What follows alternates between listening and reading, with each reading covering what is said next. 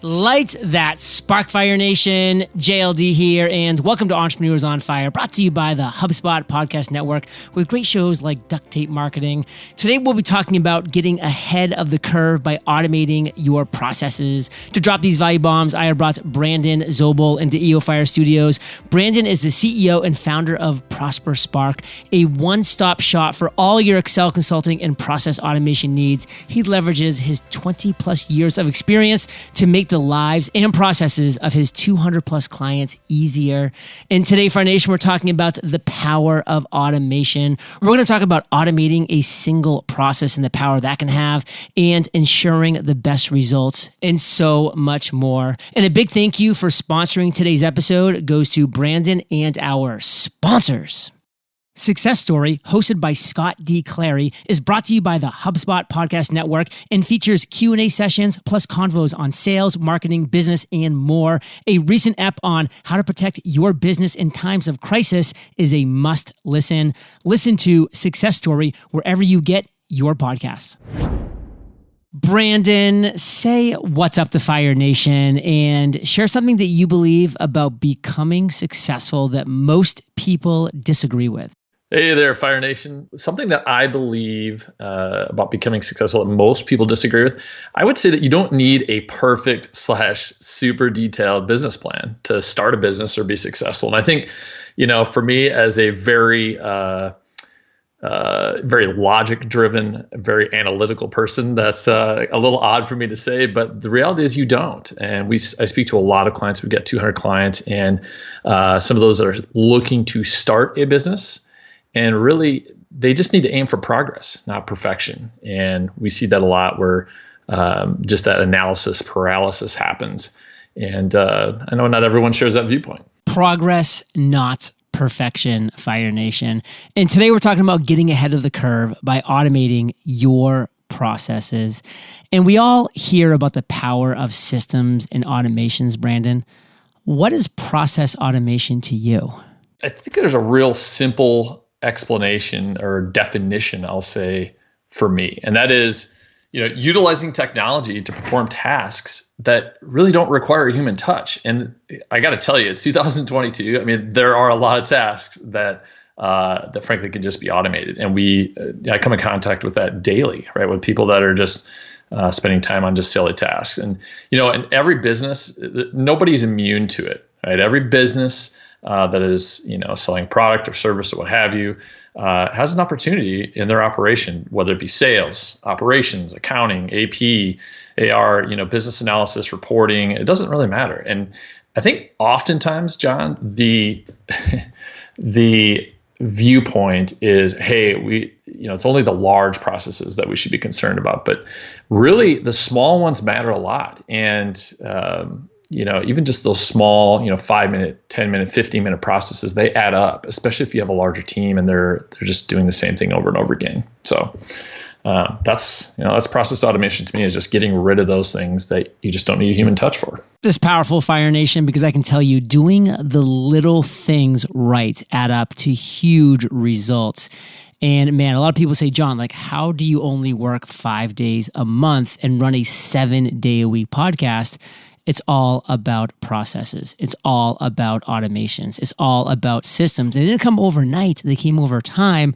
But all of these, both big and small things that I do every single day, or I should say over the past 10 years to build up to where I am now, have given me the systems, processes, and automations that allow me to do just that, work incredibly efficiently with a very small team and be very profit focused. And you can build a business just like that too. I mean, when I was growing up, I was always that person like, why? Why do I have to do this? Why is somebody doing that? Isn't there a better way? And always looking for a better way. There usually is. There usually is. And guess what? Not 100% of the time, but there usually is a better way, because you're going to get an answer a lot of times like, well, that's how we've always done it. And guess what? I hate that answer. It's the worst answer because it's like, that is not the right answer. The right answer is, if you give me a great reason as to why you do it that way, then I'll be like, okay, I get it. But it's how he's always done it, or it's just better that way. No, it's not going to happen for me. So you have a lot to care about in your life. Why do you care about process automation, Brandon?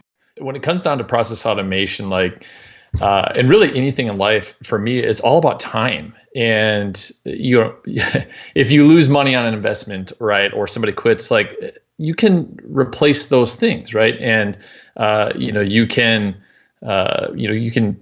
get back, you can get your money back on a bad investment in terms of working harder or making better decisions, so on and so forth. But you can never get your time back. And for me, that's really what started this. I started this company almost 5 years ago, and we're starting our 5th year here. And I really wanted to help more than one company, and I saw the opportunity to improve processes. So I left my job and haven't looked back. And now we have 200 plus clients.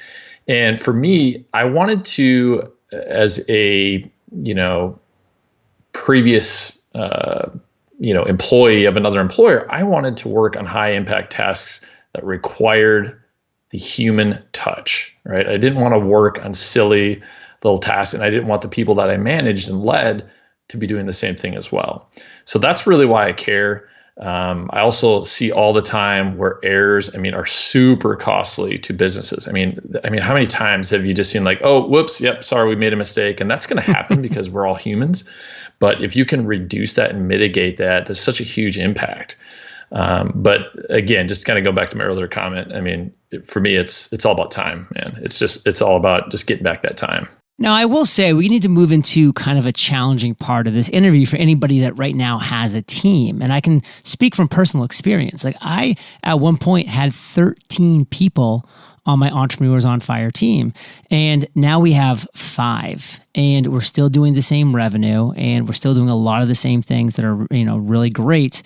But we went from 13 to 5 people. And, some things we were cutting out projects that weren't working, and some things like we tried this and tried that. And so there was like not 8 people were so-and-so axed because of our process and systems got so efficient, but definitely a couple. Definitely a few. So I can definitely speak to that from personal experience. So let's talk about that a little bit. Does automation mean replacing employees? It can mean that, like, what you just spoke to, but oftentimes it doesn't, right? If you think about it, like if I were to give you an example with a sales team, right? And if you can reduce that time being spent, right, from on a particular proposal or a quote or what have you, and you can automate that and get down to half that amount of time, well, you're not going to probably get rid of a sales rep, right? You're going to use that resource, to help generate more sales, right? So oftentimes it means just freeing them from repetitive tasks. Again, I'm going to kind of use this phrase a lot throughout this discussion, but really free them to work on high impact activities. Like that's the key. Right, you don't want people working on things that a computer can do, right? People contact us all the time, John, where they're like, hey, I have this process. We, copy and paste from this report and copy and paste from this report, and then we sum it up, right, in a pivot table and send it to our executive team, right? And it takes us, 30 minutes, every day, right, or every week or whatever. Right? Like those are not high impact activities. Like, do you really want to be paying people to be doing that? And for me, the answer is always like a resounding, no, we don't want people to be spending time doing that. So automation doesn't always mean replacing employees, John. It can, but oftentimes you're freeing them up to do things that are just going to have a bigger impact on your business. And that's exactly how I like to look at it, Fire Nation. You are freeing up your team to do what they should be doing, what only they can be doing, maybe what systems and automations cannot be doing.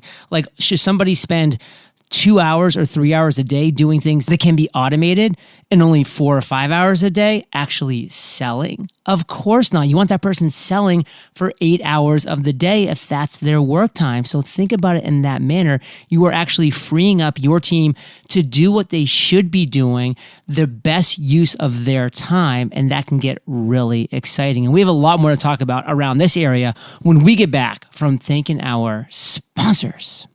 Running a business is challenging on its own, and when you add the difficulty of finding qualified candidates to help you grow and scale, well, that can be time-consuming and overwhelming. That's why there's ZipRecruiter. ZipRecruiter makes finding qualified candidates easy, and you can try it for free right now at ziprecruiter.com/fire. What makes using ZipRecruiter easy? ZipRecruiter does the work for you. First, ZipRecruiter uses its powerful technology to find and match the right candidates up with your job. Then you review these recommended candidates and invite your top choices to apply. It's really that simple. ZipRecruiter is so effective that 4 out of 5 employers who post on ZipRecruiter get a quality candidate within the first day. It's no wonder ZipRecruiter is the #1 rated hiring site based on G2 satisfaction ratings as of January 1st, 2022. And right now, Fire Nation, to try ZipRecruiter for free, go to ziprecruiter.com/fire. That's ziprecruiter.com/FIRE. ziprecruiter.com/fire. ZipRecruiter, the smartest way to hire. Are you looking for a platform that's easy for your entire team to use and that also helps your business grow better? HubSpot is a CRM platform that's built to help businesses from startup to enterprise with tools and features teams actually use. Instead of wasting time trying to manage your software, what if you were actually uncovering customer data insights like the average time it takes your team to close a sale? HubSpot is here to make your work life easier with things like their Sales Hub. HubSpot's sales software ties all your data and tools together in one intuitive, easy-to-use platform so that you can close more deals without more tools. And their Marketing Hub, where you can build your entire marketing funnel to attract and convert more leads while keeping your sales team in the loop every step of the way. These are just a couple of the ways HubSpot eliminates friction, empowering your team to do their best work. Learn how HubSpot can make it easier for your business to grow better at HubSpot.com. Brandon, we're back, and Fire Nation loves case studies. We love examples. So what kind of impact can automating a single process have? Tell us a specific story.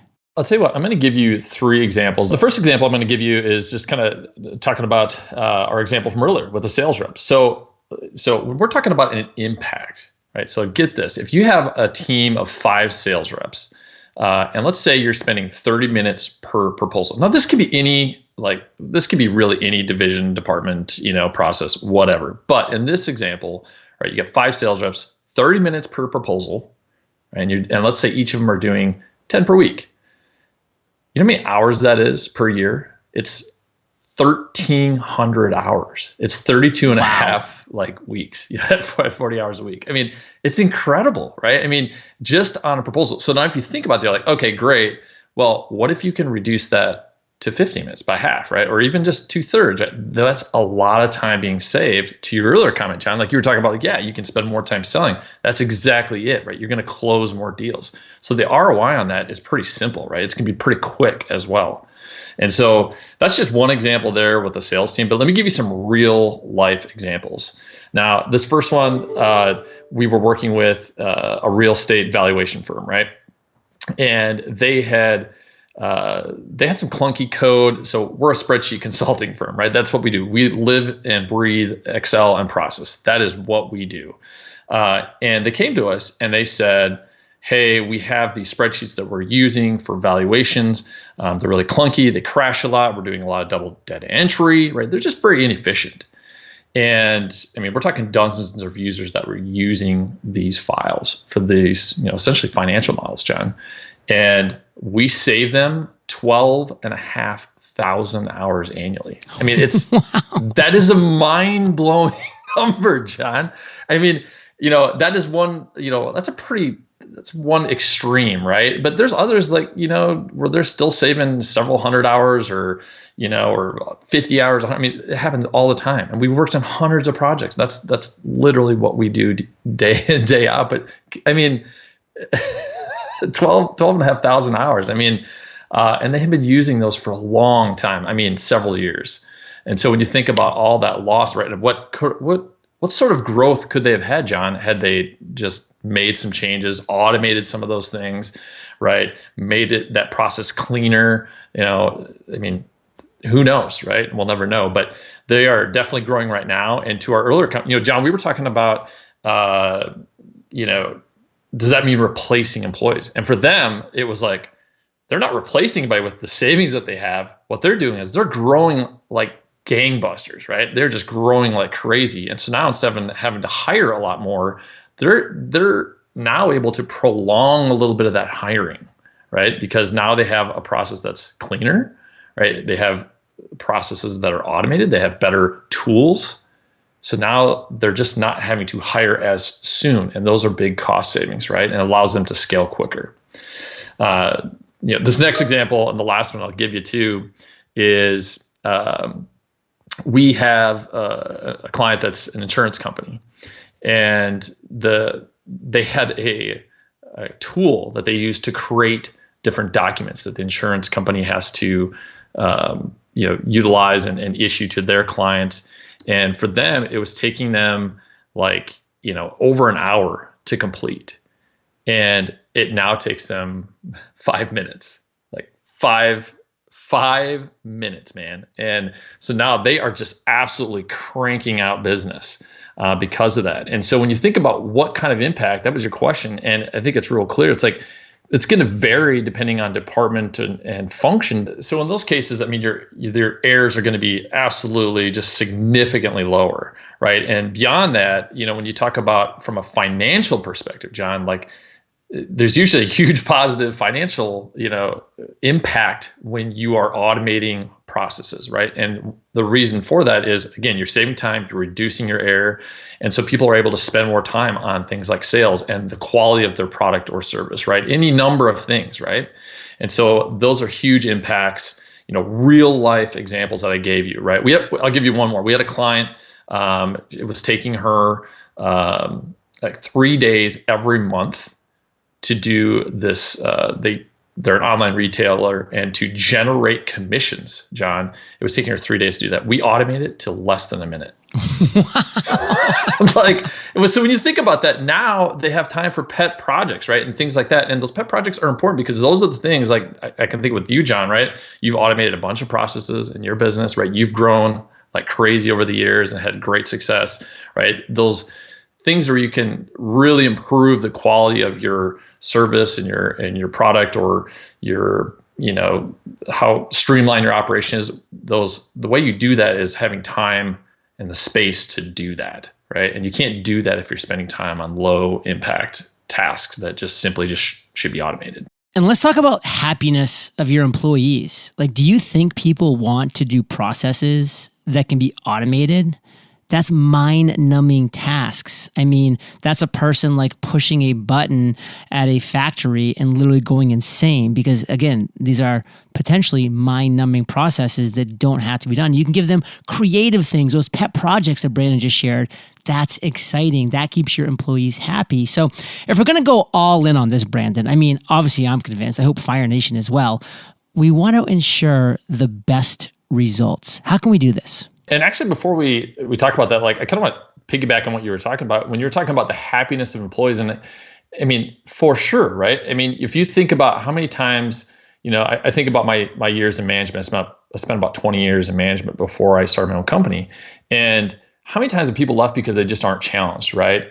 And they're working on a task that just isn't, it's just mind numbing, right? And to your point, right? Like they're just not going to be happy, and happy people don't stay. So, I mean, I think that's an important point that you made there, right? Like you want to be fulfilled, and people want to be fulfilled. And especially when there's technology and when people know that there's a better way, right? They don't want to stay, right? So I think that, it's a great point you brought up. And I think it's good to highlight that for people that might be listening is, you want to keep good people. People are really what drive business. That's what's going to separate you from your competitors, just continually making better decisions and having employees and team members that also make better decisions. And they're going to do that if you keep them and you keep them challenged.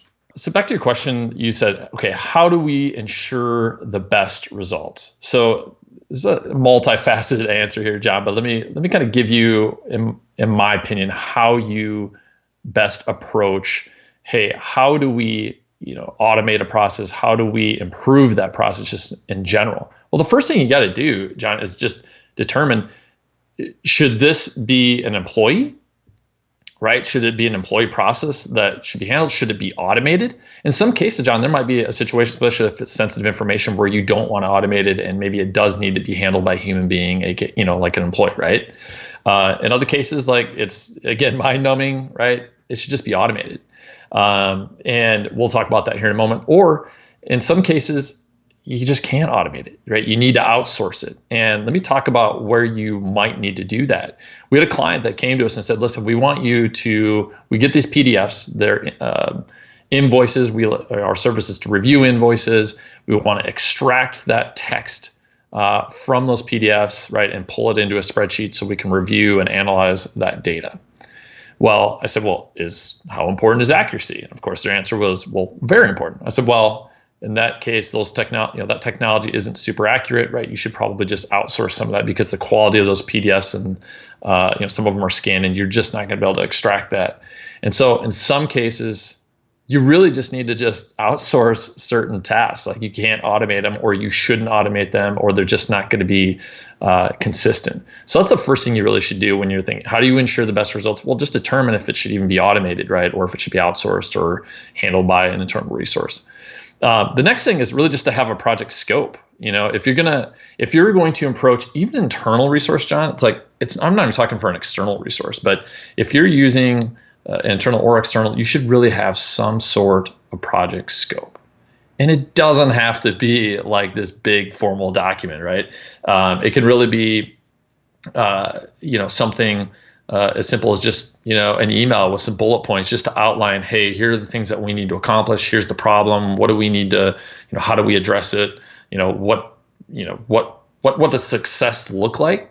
Outlining that, writing that down is important. We get a lot of folks that come to us and don't have anything written down, right? And it's hard to ensure success, right? So just mind you that, again, regardless, have something written down. It's going to help you be successful. If you're utilizing an external resource, John, so let's say you are going to, a firm like myself or others and, freelance or whatever, is, you need to determine, hey, is this time sensitive? Right. In some cases, like, hey, you're taking to a freelancer, maybe they don't do this, right? Whether it be process automation, or maybe you're trying to automate something in accounting, or whatever. If it's something that they do on the side, right, that's something to consider, right? Or do you use a professional firm? There's obviously going to be some cost differential there as well. The same with like the quality. What quality level do you need? So when I say quality, I mean, John, like, for some people, they don't mind working with people in a different time zone. For some people, the language barrier is too much. For some people, it doesn't matter. We have some people that, really want to work with a firm, and others that are fine just working with somebody, freelancer that does whatever service on the side, right? In addition to their full-time job. So those are the things you got to just determine. And then if you go with a firm, right, do you need the new kid on the block sort of firm, right? Or you want to take a chance, or do you want to take, more of a reputable firm with a large client list, proven success? So those are all the things that you want to determine. And I think that goes with really any business service that you're choosing, but certainly for automation, right? You really got to think through this. And then the last thing, which I think is almost more important, I don't know if I'd say more important, but certainly significant, is, do you need future support? And I'll tell you, John, what we hear a lot is we get people that come to us and they say, yeah, I used to have, again, we do Excel consulting, right? That's what we do. Hey, I used to have this guy named Jim. He used to, help us with our financial model and our budgeting every year, right? It might be a finance department contacting us. Yeah, we used to have Jim. He does on the side. Oh, he's no longer available. He moved to, Puerto Rico, right? Wherever. And the difference there is for some people that really can be a big problem, right? Because when they fast forward to next year, maybe it's an annual thing, or maybe it's something they do quarterly. If that person isn't there and they're in a bind and they need that support, that can be a real big problem, especially if that person, that Jim, right, in this example, built that automation and that person isn't there to support it down the road. Now you're in a situation where you might have to rebuild it, and you have essentially lost that, right? You've lost that money, right? Yeah, that investment is gone. You have to kind of rebuild it, and your costs go up. So it's important to think about future support for automation because, technology changes fast, John. The world is changing fast. it's important to really think through, do you need that? In some cases, the answer is no, you don't really need future support, but in most cases you do, you need something. And so really thinking through, what do you need? What sort of impact will that have on my business? How do we ensure the best results? Well, make sure you think through that question specifically, because automation is certainly becoming easier in some aspects with some of those low code tools like Zapier and Integromat, Microsoft, Flow, Power Automate, I should say. So there's different tools out there, low code, they're making it easier for the average user to use. But when you start getting into more advanced, automations and techniques and systems and different system integrations, if you want to ensure the best results, really think about those questions, right? Is it time sensitive? What quality level do I need? Do you need future support? And just choose wisely, right? Because oftentimes that choice, it's going to follow you for a while. So just be aware of that, right? But yeah, that's how I think you ensure the best results. What a fantastic interview, Fire Nation. And it may not shock you to know that the reason why Brandon has so many value bombs to drop on this topic is because this is what he does. His company, ProsperSpark, is actually an Entrepreneurs on Fire sponsor. So we're really excited about that. And you're going to be able to learn a lot more about ProsperSpark. And you can do that in a couple ways. You can book a completely free project call with them if you visit ProsperSpark.com/fire. ProsperSpark.com/fire. That's going to be a free project call. And if you decide to move forward, you're going to get a 10% discount up to $1,000 on your project or service agreement. So the value just keeps on coming, Fire Nation. So if this is something you're like, wow, I need to learn more about this, you can and you should. So Brandon, give us the one key takeaway you really want to make sure that we get about your company, this interview today, and then a call to action, and we'll say goodbye. First and foremost, I would say one of the biggest takeaways from this, entire, conversation that we had is, really looking at the small processes, not just the large ones. If you are spending time and thinking about your business as a whole and your operations, I mean, even a 15-minute task is 65 plus hours, per year, right? If you're doing one 15-minute task per day. So if there's a big takeaway, think about the little ones, right? Those can have a big impact on your operations. They're costing you a lot. You can go to our website. There's a free process cost calculator. You can pop in, that employee's, wage and the number of minutes that process takes, how often you do it. And you can see real time. It's a free process cost calculator, and see real time what that process is costing you. People are shocked, right? So I would say that's the number one big takeaway, that I hope people get from this, whether they use our services or not. Just really thinking about those things can have a huge impact in your business. As far as our company, what we do and what they take away. So we are a professional Excel consulting firm and process automation firm. That is what we do, is those two big buckets, right? And when it comes to Excel, I mean, like 81% of businesses out there utilize Excel in their everyday operations. And so we get clients from Fortune 100 companies, John, to which you can see on our website, to mom and pop shops, every industry, you name it. Most companies are using, spreadsheets in some sort of manner, even if they have great software, right? They're pulling exports, they're analyzing that data.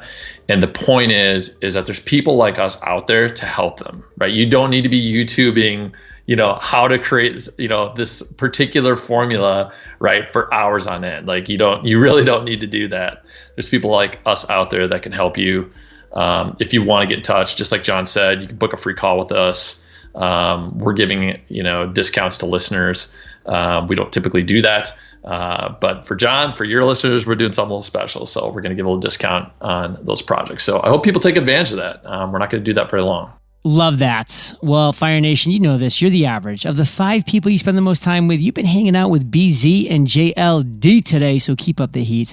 Head over to eofire.com, type Brandon in the search bar. The show notes page will pop up, but your direct call to action, Fire Nation, and this is a limited time offer just specific to listeners of this podcast. Book a free project call with ProsperSpark at ProsperSpark.com/fire. Entrepreneurs on Fire. If you're listening to this, you're going to get 10% discount of up to $1,000 on your project or service agreement if you move forward. So ProsperSpark.com, get that free call. Make it happen. ProsperSpark.com/fire. Brandon, thank you for sharing your truth, knowledge, value with Fire Nation today. For that, we salute you and we'll catch you on the flip side. Hey, thanks, John. It's been fun. Hey, Fire Nation, a huge thank you to Brandon for dropping value bombs and sponsoring today's episode. Fire Nation, successful entrepreneurs are great at 3 things: productivity, discipline, and focus. That's why I created the Mastery Journal, so you can master productivity, discipline, and focus in 100 days, and we're talking step by step. Visit themasteryjournal.com, and I'll catch you there or on the flip side. Success Story, hosted by Scott D. Clary, is brought to you by the HubSpot Podcast Network and features Q&A sessions plus convos on sales, marketing, business, and more. A recent ep on how to protect your business in times of crisis is a must listen. Listen to Success Story wherever you get your podcasts.